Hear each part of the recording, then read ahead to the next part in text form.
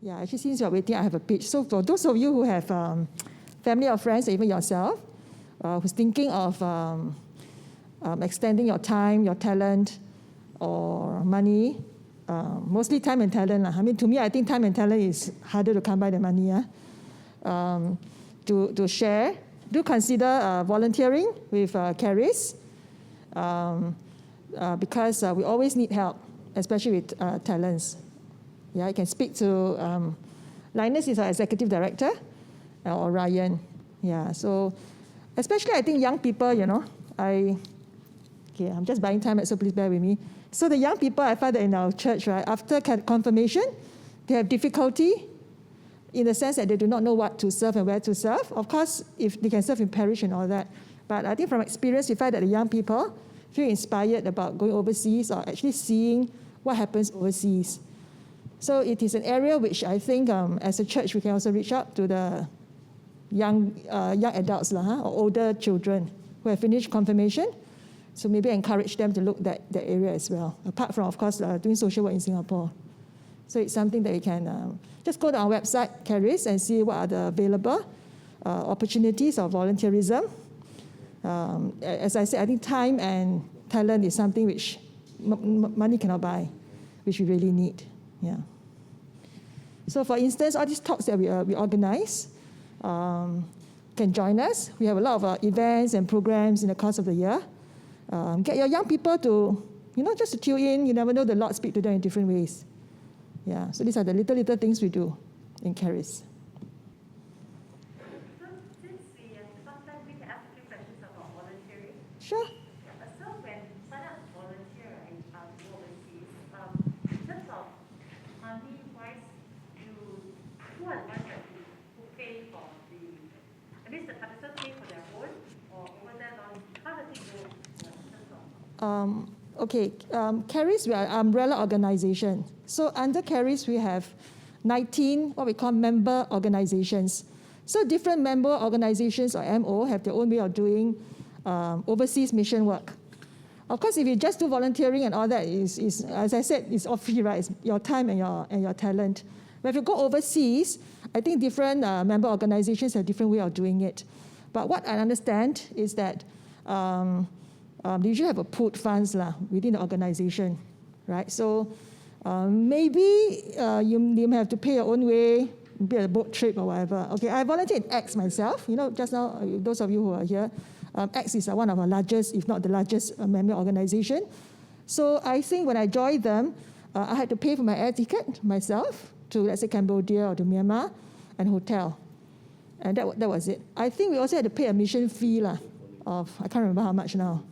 Yeah, but all the other things were taken care of by the member organization. But as such, fundraising is an important thing. Within Caris also, it's quite a big need to fundraise. But we believe that coming forward is more important than money. But of course, money is also important, yeah. Actually, good question. Any other questions? Do you want to know about Caris that I can answer? So maybe I talk a bit about Nepal also. So correct me if I'm wrong, Linus, I think we got into contact with Father Lalik, who is coming on later, because of COVID. So those of you may be aware that when COVID was really, really bad, right, Delta variant in India, in Caris, we were already aware that Nepal will not be spared, right, because they are basically borderless. So with the generosity of the Singapore Catholics, we raised good money for COVID relief in India. So, but of course, we also have our funds, reserves, and we catered for Nepal as well. And the sad thing that we find about all these countries is that they do not really know how to address all these issues. So, and then a lot of regulatory challenges as well. Even bringing in all the oxygen tanks, and we are very careful with donors' money as well, right? To make sure that whatever things that we buy are not confiscated at custom and all that. So when Nepal had the outbreak as well, so Caris also donated money to them. And of course, we went through Caritas Nepal. So what Caris does largely is when we supply either resources in terms of money or in goods, we always work with the Caritas equivalent there to ensure that they do all the due diligence, because we have a grave responsibility towards our donor to ensure that everything is done properly. And Caris actually exists for this purpose, to make sure that all our well-meaning Catholics who want to donate their funds overseas actually come through the right channel.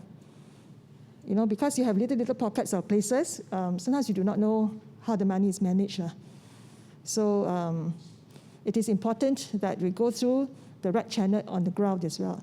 So Father Lalik he is the Executive Director of Nepal Caritas, and we work with him closely. And all these priests and lay people, right, doing the humanitarian work there, to me, very inspiring. Right? It's something that we don't see and experience in Singapore. So we are happy to introduce all these people to all our Singaporean Catholics, and hopefully to inspire each of us in different ways. Yeah. Okay, Sea World, right? This is the time when they spray water. No, I can't find him, right, Ryan? Yeah, I think we can play Father Lali video first. Okay. Yeah, share with us some video. So we just give it a while, let me just put it out. Okay, so maybe before that, I just want to share something, my own personal reflection, right? So yesterday I was at one of the sessions, and it was Father Matthew in Philippines. He's a French priest. He has been in Philippines doing his work for the Lord, I think for more than 20 years, Linus? More than 20 years. So what he does, he picks up children on the street, the abandoned children on the street. So his sharing is always very touching, because he always tells little stories about the stories of the young people and seeing the face of Christ in these children. Okay. So yesterday at the end of the session, there was a question asked by one of the participants, and I thought the question was so beautiful, although there was no answer to it, right? He asked Father Matthew, he said he wasn't planning to attend that talk, but he attended anyway, and he asked Father Matthew, Father, can you tell me why I'm here? I mean, honestly, the first time I heard that question, I thought, what kind of question is that? How will Father know, right? But I reflected upon it, and I think actually it's a very beautiful question. Why am I here? I think it's a question that we can ask ourselves regularly at different points in our time. And I'm sure all of you are here today with this technical hiccup for a reason as well, not to hear me for sure. But I think it is important as we attend all these functions to ask why we are here, what is the Lord trying to tell us. So I thought that was nice. So if any one of you who attended any talks you want to share with us since we're waiting, feel free as well. Yeah. 2 minutes, okay. Linus, you want to say something? Yeah, okay, it's ready. Okay, Father Lalik had wanted to play this 4-minute video as part of his talk. So I think we'll play it first. Maybe have a bit idea about Nepal.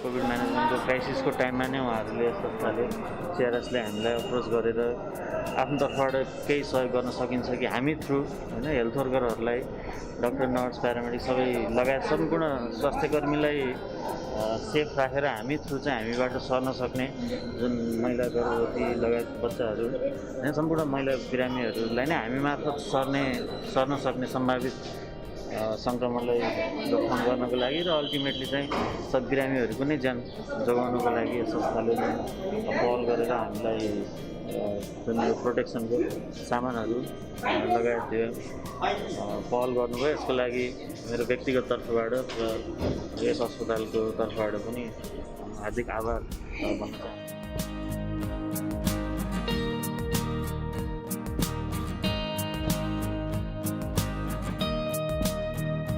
व्यवस्थापन गर्नुभयो तपाईँलाई म मुरी धन्यवाद दिन चाहन्छु। वीर अस्पताललाई सम्झिनुभयो होइन, त्यसको लागि पनि यहाँहरूलाई म धन्यवाद दिन चाहन्छु। र वीर अस्पतालमा आएको सामान चाहिँ यो देशका सबभन्दा गरिब मान्छेले पाउँछ।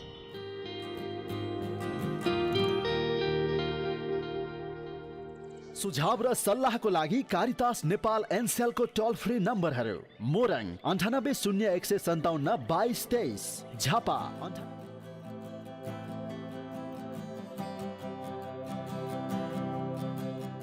Like a country like Nepal with the limited resources, we definitely are struggling to have the resources, and in this crisis this sort of help is tremendously important, not only for rendering services to the needy one, but also this type of support increases the moral boost, or it's like a moral support for the health workers.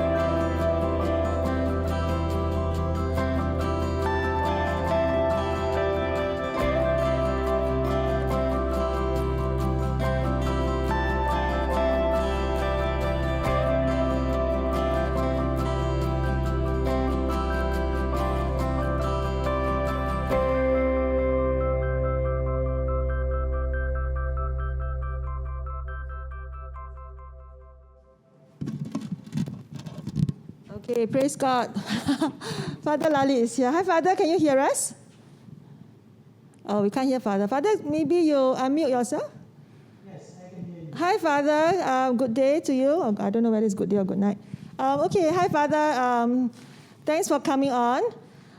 Okay, a quick introduction of Father. Father is a diocesan priest. He was ordained in 2015. And he was a parish priest for 3 years until he was called in 2019 to be the executive director of Caritas Nepal. And Caritas Nepal, like the Caritases in the world, is set up, but the one in Nepal was set up in 1990 in response of the disasters faced in Nepal. And as we know, Nepal is a country within the Himalayas. And for Singaporeans, we know Himalayan better for its Himalayan salt and Himalayan expedition and all that. But today we are called, with the grace of Father Lailik with us, to hear about the mission work undertaken by the Catholic Church through Caritas Nepal to the poor and the marginalized in Nepal. So over to you, Father.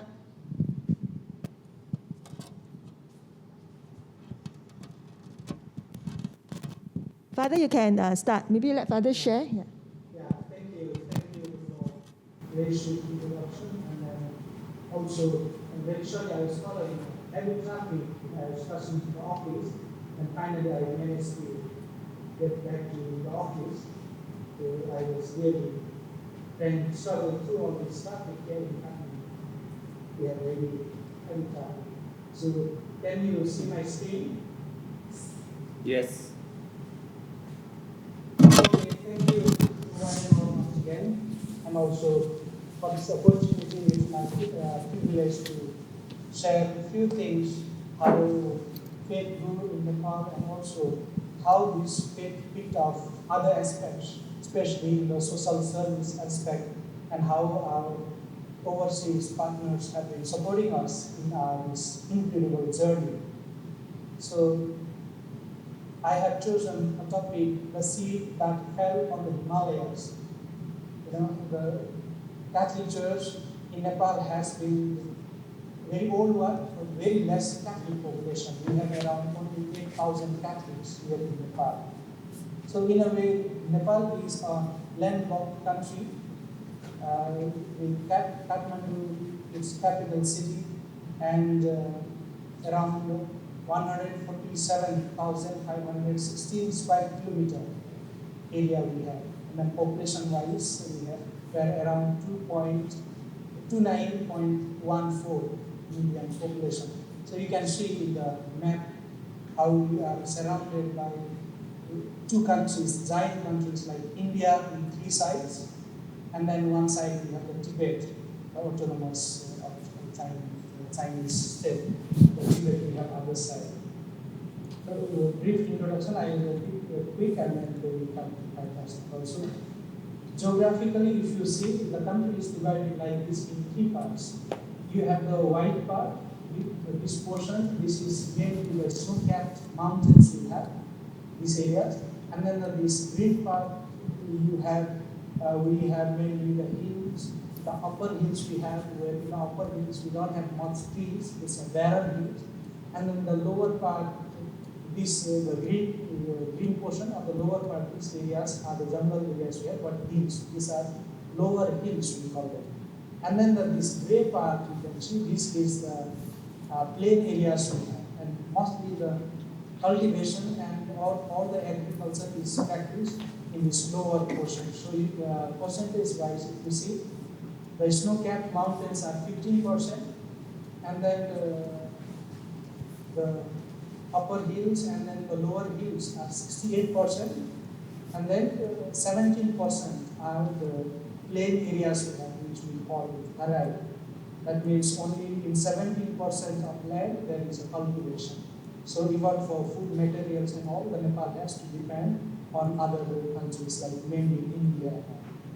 So Nepal is natural as well as man-made prone country, the calamities, and then we have thousands of natural as well as man-made calamities here every year, and then it takes away its life, families, homes, cattle, land, and other property. That is every year's event we have.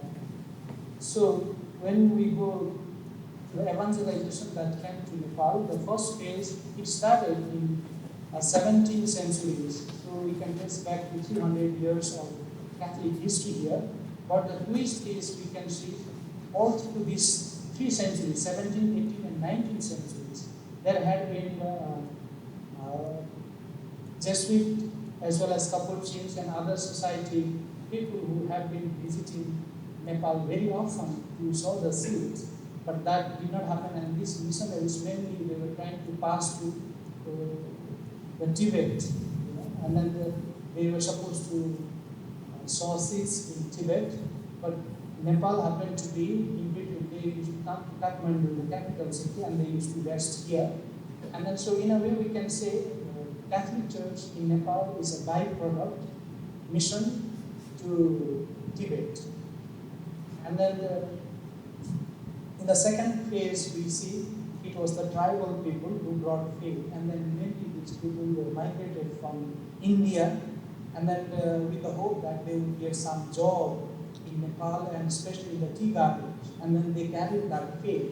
And then when these people migrated to Nepal, also the priests from India, they were visiting us time to time, and then they were assisting in the spirituality aspect of this people. So in the third phase, if we see, it was the very humble beginning. The Jesuit priest from India who visited Nepal to monitor a school exam here in Kathmandu. So it was that time when Prime Minister met with Jesuit priest and invited him to open a school, the Jesuit school, the St. Xavier school here in Nepal. And then that was the first seed that fell in Nepal. And then with that, the government get land for the school, and then they started school. So with that, we started, and then slowly the church picked up. And then it started spreading all over Nepal, though we are small in number. So we can see the church, if we see, we have 11 parishes, 5 quasi-parishes, mission stations, we have 11, and mission centers, there are 26 mission centers. So priests go around these mission stations. And then education-wise, if you see, we have 1 college, 37 schools, and technical schools, 2. And then the hostels, boys and girls hostel altogether 17, but these are not a very big number. These are mainly with the fathers or with the sisters, we have very small hostels. And then there are 8 mobile clinics. And then this has been established in different parts of Nepal. So these are mainly the church activities that is doing through these organizations within the church. And other than that, we started Caritas Nepal in 1999, in this humble beginning of the church, because Nepal is a new kingdom, and then it's a bit difficult to work among the people without officially getting registered in the country, because we face a lot of religious crises here. So it was wise idea to get registered in 1999, and then mainly it was to support the flood-affected people. So this was registered as the social arm of the Catholic Church here in Nepal. Excuse me. So this was the 1990 office with 8 people. It started in a rented small house, and then this is the present Caritas office we have. This is a quite big structure we have. It started with 8 staff. Now we have 114 staff. Caritas Nepal. So Caritas Nepal is basically working in 3 domains. The first one is the economic domain, where our target is mainly communities pursue the sustainable livelihood for reduce poverty. That is in the economic domain, and then you can see the target areas in social domain that we are working. So I will just skip the target area. I will mainly go to intervention strategy that we have been implementing projects, and then doing social service here with Caritas Nepal. We have the strengthened human capital and capabilities of sustainable livelihoods. Here mainly we have the trainings for the farmers, we have the training for the youth, we have the training for smallholder farmers, and then we try to strengthen their livelihoods. And then we always choose the smallholder farmers who are deprived in the communities. And then our main objective is to improve the nutrition and then the food security and households. Because in Nepal, as I was saying, the difficult geography, there are very less cultivation in the hilly regions. Mainly in the Tarai region, there is a good cultivation. So our focus is how to improve the nutrition and then the food security in different parts of Nepal. So, secondly, technology transfer, participatory way learning by doing. And this is mainly, we have the co-ops, the cooperatives, through which we are trying to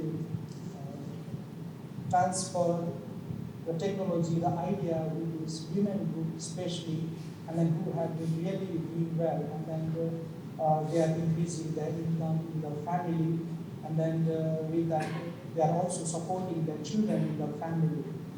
And then the third one is we promote access to resource and access to market.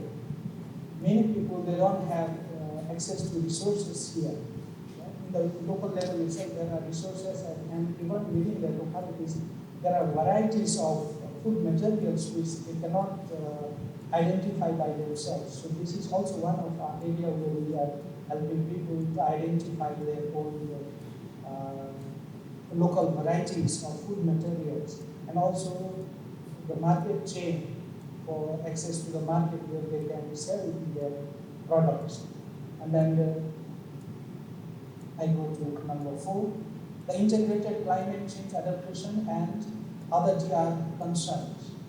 Nepal is also very badly hit by the climate issues here, and especially in the Tarai belt, the plain areas, many people they cannot cultivate because there is no seasonal rain, there is a drought every year, and then the paddy variety which they used to traditionally cultivate is no more used, or let us say it doesn't bear much fruit. So we have introduced a new rice here we call spadhan, which is a dry tolerant paddy that is cultivated and is really picking up here. So many farmers are preferring that to use for the cultivation. And also we do the coordination and advocacy in SDG and climate change, farmer rights, food sovereignty, project we have, and then the inclusion of the disabled and vulnerable people. This is one of our criteria to focus on the human dignity. We try to include the disabled and the vulnerable people in the society. So mainly, if you ask me, the projects we have, the IPM projects, the cooperatives we have, these cooperatives are the women, and then enterprises, the livelihood promotion projects. We have small projects where they can really promote their products. That is that. So another domain we are working is social domain, and then mainly we try to establish vibrant, strong, influential communities to realize basic human rights and right to development. Because education-wise also Nepal is very backward. And then because of that, we are also focusing on these areas, on social areas. And then our target areas you can see it is displayed in the scale. So the intervention part, how we are doing it is like strengthen the human capabilities, and then also we do a lot of animation, CST training, ABCD training, by which we try to make people aware them about their rights, their duties in the society, and also how to respect each other in the society through CST. And also we have the ABCD, this is asset-based community development, where they come together, they work for their communities, and they also use their own locally available assets, and then they make use of, and then they try to develop their own society. So this also, there is a lot of inclusion and then equal access to resources. They work for the common good for the society. And then second point, we see develop and strengthen local community-based institutions. These are mainly again the cooperatives, the groups, the clubs, the child clubs, and then these child clubs, groups, and cooperatives are our local strength. In the grassroots level, these are the people who are supporting us, and then when we are taking support of these people, it's really a cost-effective. And then with this, the improved human security, the harmony, solidarity, and peace is established, especially after the Maoist insurgency. We had a tough time here because people were divided into different sects, different ethnic groups, and then they started fighting for each other. So the conflict has really divided people. So working with these groups, the clubs, and the cooperatives was really helpful to unite people once again. Mobilize communities to ensure women, children, and youth's security. Especially when you go to the western part of Nepal, there is a lot of gender-based violence. Again, we have the child abuse, human trafficking. All these things are very much prevalent here. And since we are bordering India in 3 sides, these issues has really come out very strongly. So our target is to strengthen the communities that are available locally, to whom we can build a resilient community and also reduce the risk of disaster as well as for the climate change. So that is one aspect of our work. And then also we do advocacy, as already I was explained, and then the inclusion of the disabled and the vulnerable. So we have small initiatives. For example, you can see a small development initiative CBDRR projects, we have anti-trafficking projects, children and youth projects in different parts of Nepal. You might have already seen in the short video that I have prepared.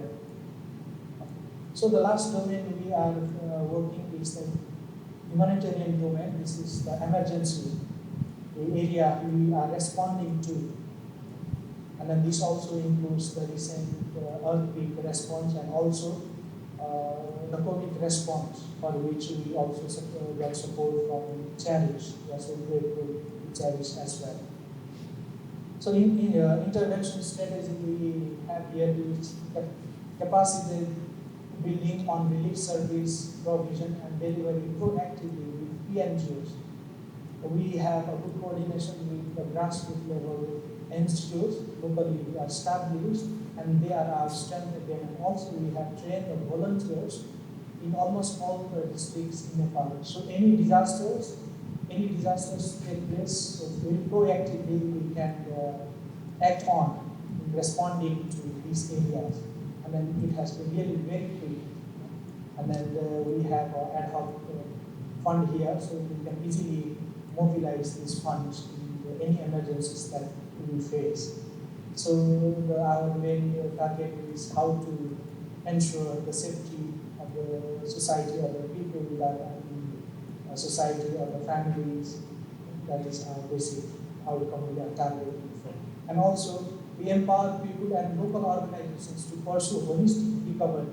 The DRR, livelihood, wash, shelter, psychosocial, school infrastructure. Mainly, this concept we started with the earthquake. After the earthquake, devastating earthquake in 2015, many people lost their families, their homes, their relatives, their education centers. So there was a need, and also with that destruction, people were really frustrated.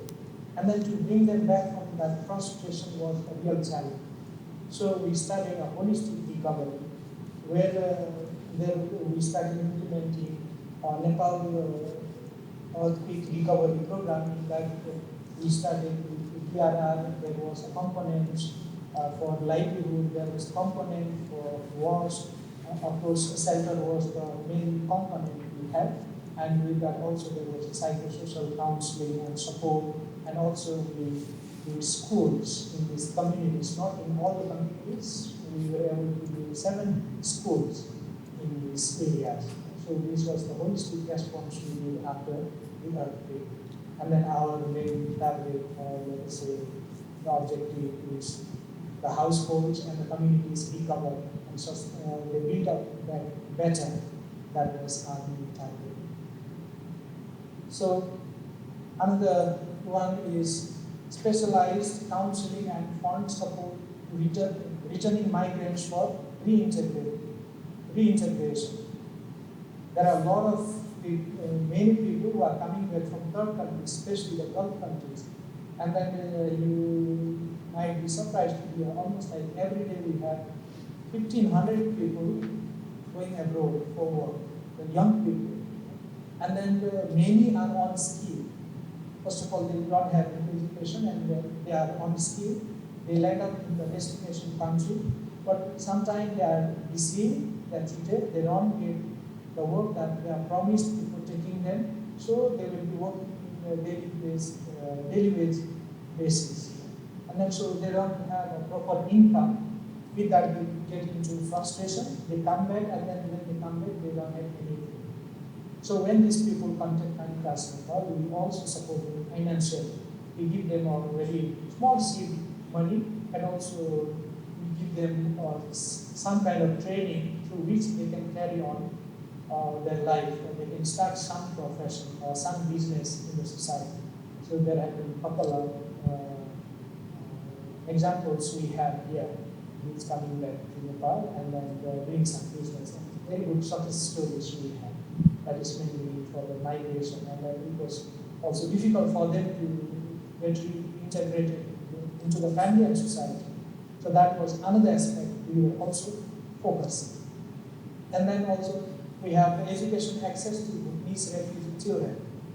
In 1991, there was a huge number of Bhutanese refugees who came to the eastern part of Nepal.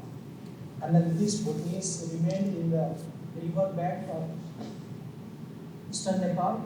And then blindly they approached us. That was just 1 year after our establishment of Caritas Nepal. And then blindly they approached us for the education. And then we had no idea who to start here. But still, we did not give up. We started school under the tree. And then with that, the UNHCR came up and then started supporting us.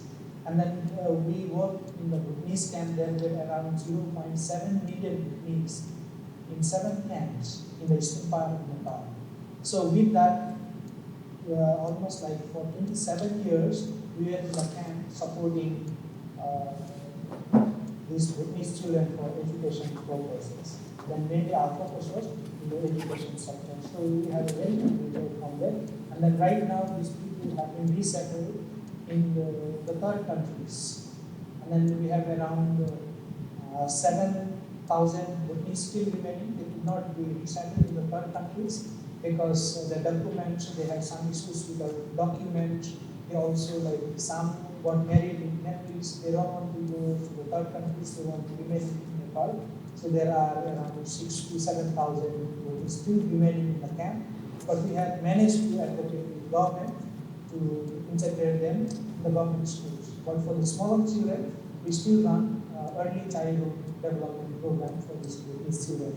For this Bhutanese program, refugee education program, we also received support from Singapore, the St. Ignatian Parish, from where we had for a long time we received support. So with that, I almost come to the end of my presentation. So you can see in one page all the things that I have presented, all the 3 domains, and also the services that we have been doing here. You can see the main causes in the left-hand side, the poverty and its causes, the lack of social justice. There is a lot of discrimination, exclusion, inequality, environmental degradation is there, climate change, natural disasters, conflict, migration, these are there. And then with the opportunity, like before the federal system, Nepal was a monarchy country where only the king was ruling, and then there were 5 people. In Nepal we call it a panchayat vyavastha. And then there were only 5 people who were ruling the country. So mainly after 2006, the government was declared, the king was overthrown, and then declared a federal system in Nepal. So with that we have 7 provinces, and then 77 districts. So there are local governments, local authorities for their own areas to develop. So this is one of the opportunities we have, and also the international recognition we have here. The Caritas and also the country-wise, also the international partners are helping out. And then of course the CI Confederation, we have a strong support for which I can just show you, this is my last slide. These are partners, and then the Charities has always been with us for a long time. As I said, in the recovery after the earthquake, also the Charities came out, and also the volunteers were here. They also supported us financially, and also for COVID response also, you might have seen some of the pictures from COVID response. Charities was there to support us financially, and then also the other partners. So we really had a very good response for this COVID, and then the government has also acknowledged our response to both all the emergencies. Till date, we have responded to more than 100 major emergencies, and then Caritas has always been the first after Red Cross Society. So this has to be a good impact, and also our Caritas service is not only a social service that we are doing, but we are carrying the gospel value in our service. Because of that also, the Caritas Nepal service, the society has been really highlighted, and we really feel proud for that. And so we are so grateful to our partners, especially today when the Charities or the Catholic Church in Singapore is celebrating 200 years of faith and social service in society. It's really a time for a proud moment, and hope we will celebrate one day, and hopefully we can invite charities to share their overseas support that we have been receiving. So we are so grateful to charities and also Caritas Singapore and all the parishes that have been supporting Caritas Nepal and the church in Nepal. Of course, there are some of the things which I did not mention in my presentation, like bilaterally also the charities has been supporting in church like Assumption Church. There was a support for the drinking water support, and that has really come up in the ground areas, the communities there, and then they have been very, very happy for this. So with this, I close my presentation here. So over to you if you have queries. Maybe I was rushing because I was worried about the time also. So hopefully we are able to grasp something. If there is anything, I will be ready to come back to you. Thank you. Thank you, Father. Okay, we'll open ourselves to questions. Anybody has any question for Father? Okay, if not, I'm going to start the ball rolling, which means we will have more questions after this question. Father, thank you for sharing with us the situation on the ground. I think it's very interesting. What caught my attention was the fact that the seed of faith was planted in Nepal whilst the missionary were en route to go to Tibet. I thought that was very interesting, and it just shows God does things in His own way. Father, I was hearing all these good works done by Caritas Nepal. I'm sure there are many challenges as well. So as you rightly point out, we are celebrating our 200 years of Catholic faith in Singapore. Our Archbishop had said that we are now in the world, not just in Singapore, faced with secularism, relativism, secularism. I'm just wondering, in Nepal, what would you consider in your role as working for the church in social mission? What is the greatest challenge, if any, serving the people in Nepal? Yeah, thank you. There is a great challenge we have here in reaching out to the people. First of all, Nepal is a Hindu kingdom.